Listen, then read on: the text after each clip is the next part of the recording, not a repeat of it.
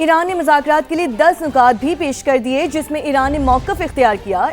ایران ایٹمی ہتھیاروں سے دستبردار ہوگا لیکن ایران کو محدود یورینیم افزودگی کی اجازت دینا ہوگی۔ ایران پر عائد تمام عالمی پابندیوں کا خاتمہ کیا جائے گا۔ ایران کے نقصانات کی تلافی کے لیے فنڈ کا قیام، خطے سے امریکی افواج کا انخلاء اور آبنائے ہرمز میں محدود آمد و رفت کی بحالی بھی نکات میں شامل ہے۔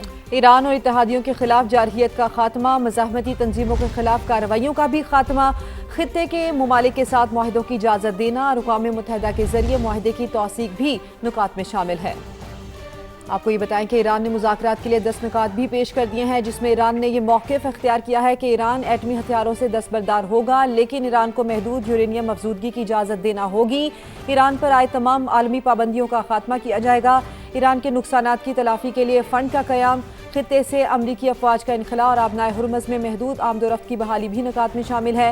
ایران اور اتحادیوں کے خلاف جارحیت کا خاتمہ، مزاحمتی تنظیموں کے خلاف کارروائیوں کا بھی خاتمہ۔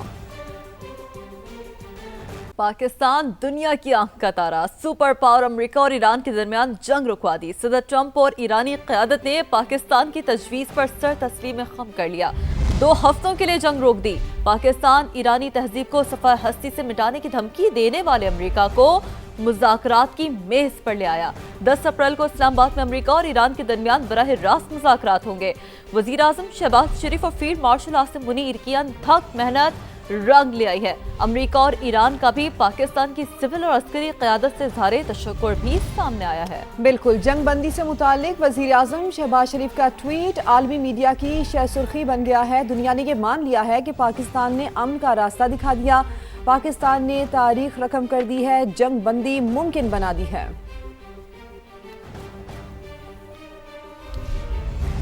ایسے میں ایران کی فضا شکریہ پاکستان کے نعروں سے گونج اٹھی ہے۔ ایرانی شہری سڑکوں پر نکل آئے ہیں، پاک ایران دوستی کے نعرے لگائے ہیں۔ ایرانی شہریوں کا کہنا تھا کہ ہم دونوں نے ایک ساتھ کر دکھایا۔ جنگ کے خطرات تھمتے ہی پاکستان سٹاک مارکیٹ کی اونچی پرواز، مارکیٹ کھلتے ہی 100 انڈیکس میں 12,920 پوائنٹس کا اضافہ دیکھا گیا، ایک ساتھ 14 حدیں بحال ہو گئیں۔ 100 انڈیکس 1,51,000 سے سیدھا 1,64,000 پر پہنچ گیا۔ غیر معمولی تیزی کے باعث پاکستان سٹاک ایکسچینج میں ٹریڈنگ 1 گھنٹے کے لیے روک دی گئی ہے۔ ایک بہت ہی عام عمل ہے جو کہ عمل میں لایا جاتا ہے۔ رضوان عالم سے بات کرتے ہیں۔ رضوان بتائیے گا، ٹریڈنگ 1 گھنٹے کے لیے اب روک دی گئی ہے۔ دیکھیں، سٹاک مارکیٹ کے لیے یہی بہت بڑی خبر تھی کہ جنگ 2 ہفتے کے لیے سیز فائر ہوا ہے، جنگ روکی گئی ہے اور سرمایہ کار اس خبر کا انتظار کر رہے تھے۔ جیسے یہ خبر کل ڈیولپمنٹ ہوئی ہے، آج اس کا اثر ہم نے سٹاک مارکیٹ میں دیکھا ہے۔ پاکستان سٹاک ایکسچینج میں تاریخ میں پہلی بار ایسا ہوا ہے کہ آلموسٹ 13,000 پوائنٹس کی تیزی کے ساتھ کاروبار کا آغاز ہوا ہے اور اتنی شاندار ریکوری اور تیزی تھی کہ 5 منٹ تک KC30 انڈیکس جب 5% سے اوپر ٹریڈ ہوا تو مارکیٹ کو ہولڈ کرنا پڑا۔ غیر معمولی تیزی کی وجہ سے مارکیٹ میں کاروبار 1 گھنٹے کے لیے روک دیا گیا ہے۔ اس سے قبل پاکستان اسٹاک ایکسچینج میں کاروبار کے آغاز میں اتنی غیر معمولی کا تیزی کا ریکارڈ 10,000 پوائنٹ کا ہے جب پاکستان اور بھارت کی جنگ رکی تھی اور مارکیٹ میں کاروبار 10,000 پوائنٹ کی تیزی کے ساتھ شروع ہوا تھا۔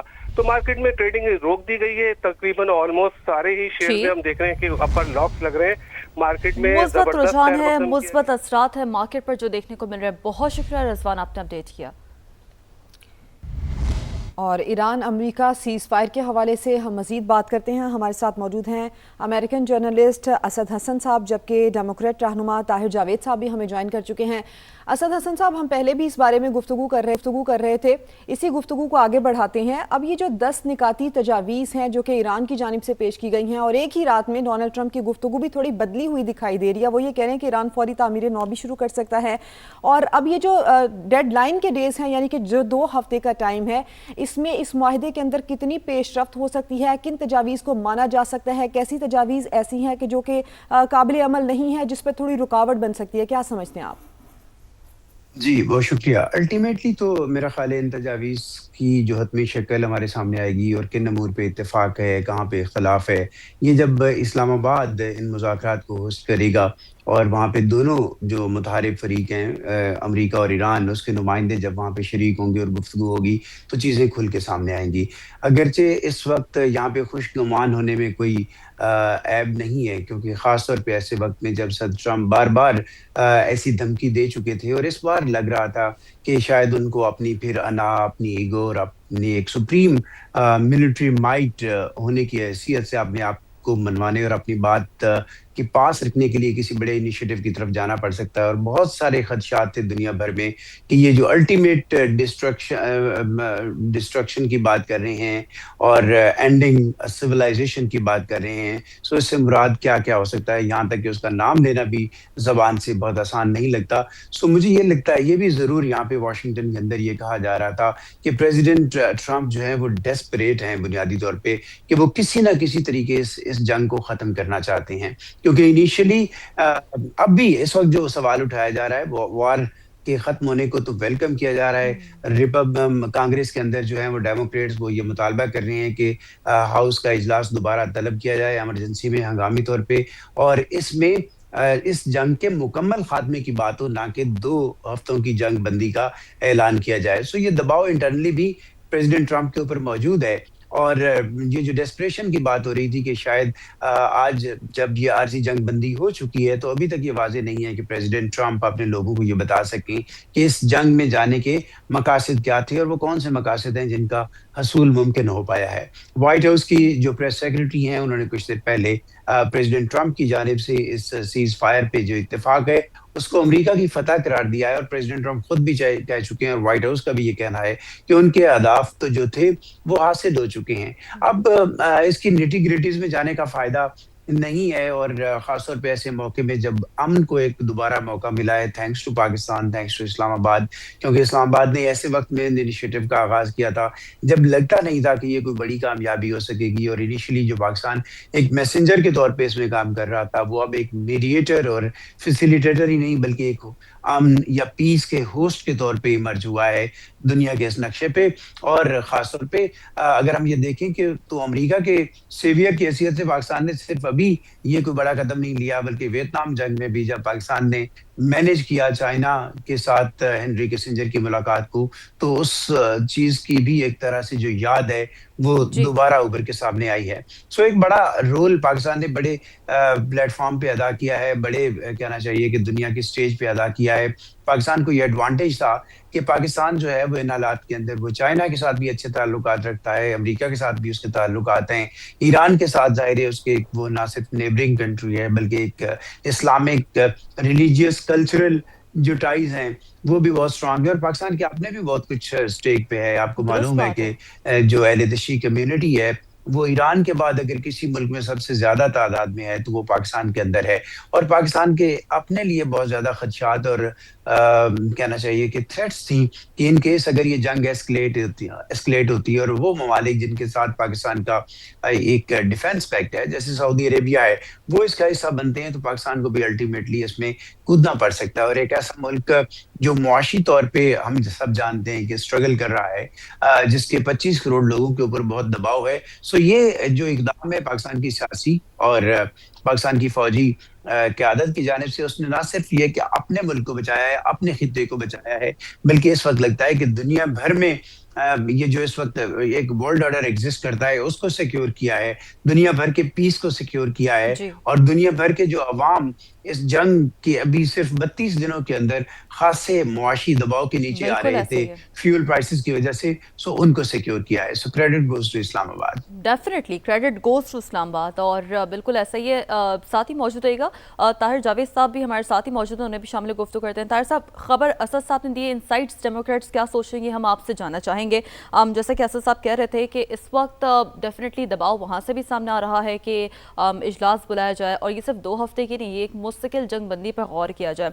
سو what Democrats are thinking right now, اس حوالے سے بھی کامنٹ کیجیے گا. پاکستان کا رول کتنا ڈومیننٹلی اب ابھر کر سامنے آیا ہے؟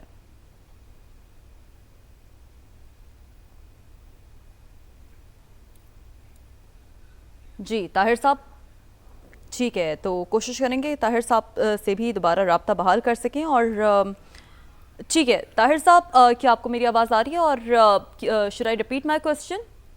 No, I got your question. Okay. دیکھیں جو ڈونلڈ ٹرمپ صاحب نے یہ جو جنگ شروع کی تھی یہ ان آتھورائز جنگ تھی، اس کے اندر کوئی فنڈنگ اپروو نہیں ہوئی تھی، کوئی ڈسکس نہیں ہوا کانگریس کے ساتھ اور کسی کمیٹی کے اندر اس کا ذکر نہیں ہوا تھا. تو جب یہ سٹارٹ ہوئی تھی تو اس وقت بھی ایک بہت بڑی تشویش تھی اس کنٹری کے اندر کہ یہ جنگ اللیگل جنگ ہے.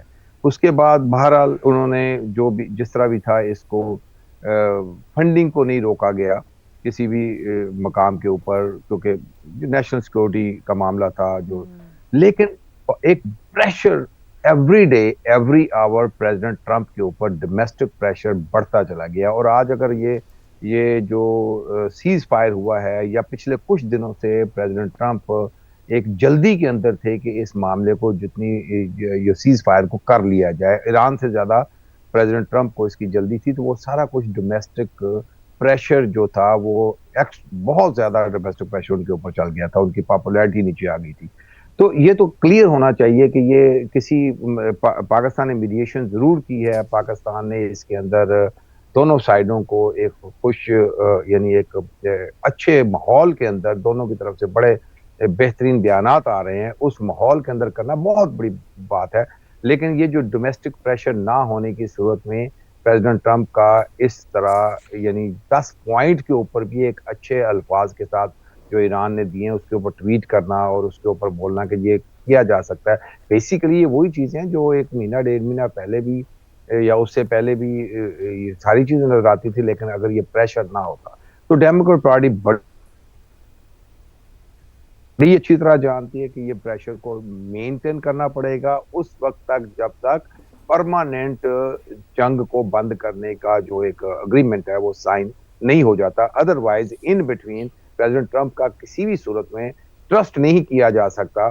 اگر یہ پریشر ان کے اوپر ریلیز ہو گیا لوکلی یا کسی صورت میں معاملات آگے پیچھے ہوئے, تو یہ اپنی جو اگلے جو 2 ویک میں بیٹھ کے نیگوسیشن کریں گے اس کے اوپر ان کا ایٹیٹیوڈ چینج ہو سکتا ہے, جو ہم نے یعنی ڈیلی بیسس کے اوپر چینج ہوتا دیکھا ہے. تو یہ رول ڈیموکریٹ پارٹی کا یہی بنتا ہے کہ پریشر کو بلڈ کر کے رکھے اور ان کے اوپر یعنی جو کرٹیسائز کیا جاتا ہے ان کو بہت سی چیزوں کے اوپر وہ اس کو کنٹینیو کرے, اور ان کی جو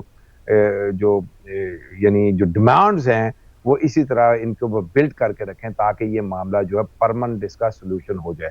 اب اس کے بعد اگر آپ دیکھتے ہیں کہ بھی یہ جو سیلیبریشن ہے جو ایران کی طرف سے کہ یہ 10 پوائنٹ کو مان لیا گیا ہے, یس اس کے اوپر اشارہ ضرور دیا گیا ہے کہ اس کے اوپر بات ہو سکتی ہے, اس کے اوپر بلڈ کیا جا سکتا ہے اور اس کو کسی طریقے سے حل کیا جا سکتا ہے. لیکن ابھی بھی اگلے 2 ویک میں جو نیگوسیشن ہونی ہے اس کے اندر ان چیزوں کو طے کیا جائے گا. اس کے اندر آبویسلی ان کی اٹانمی کو اگر دیکھیں نا, یہ اٹانمی کو ماننا اور جو ایران چاہتا ہے کہ ہر آنے والے شپ کے اوپر ان کو جو, تو یہ بہت ساری چیزیں ہیں جس کو اگلے 2 ویک کے اندر کیا جائے گا. جہاں تک پاکستان کا تعلق ہے, آپ کے کوشچن کا دوسرا حصہ, ایبسولوٹلی پچھلی دفعہ بھی جب جنگ ہوئی تھی اس میں پاکستان کا بڑا کلیدی رول تھا.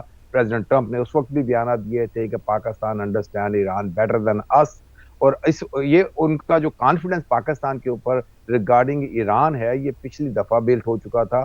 اور اس وقت سے لے کے یاد ہوگا آپ کو کہ ایک لنچ کی میٹنگ تھی جو پاکستان کی لیڈرشپ کے ساتھ جو شاید 1 گھنٹے کی تھی اور 4 گھنٹے میں کنورٹ ہوئی تھی. اس کے بعد یہ بیانات آئے تھے, پھر پاکستان نے اس میں بھی ڈیلیور کیا تھا, اور یہ آج بھی یہ واپس جو ایک چیز انہوں نے ڈیلیوری کیا پوری دنیا نے اس کو اپریشیٹ کیا ہے.